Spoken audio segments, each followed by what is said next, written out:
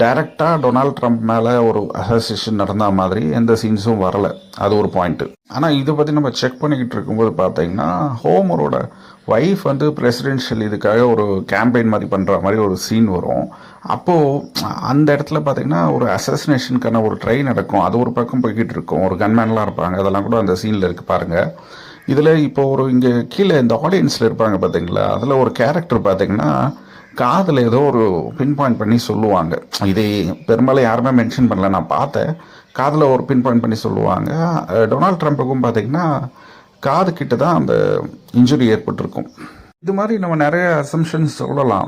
Donald Trump சம்மந்தமாக அவரை red gap ஏன் வியர் பண்ணிட்டு இருந்தார், சிம்சனில் ஏன் இது பண்ணாங்க. ஈவன் டொனால்ட் ட்ரம்ப்பை வந்து டொனால்ட் டக்கோடலாம் சேர்த்து வச்சு பேசுவாங்க. அதே நேரத்தில் பார்த்தீங்கன்னா டொனால்ட் ட்ரம்ப்பை மங்கியோட கம்பேர் பண்ணி மீம்ஸ் வரும். இதுக்கு பின்னாடியெல்லாம் என்ன ரகசியம் இருக்குதுன்னு தேவைப்பட்டால் வீடியோ போடலாம்.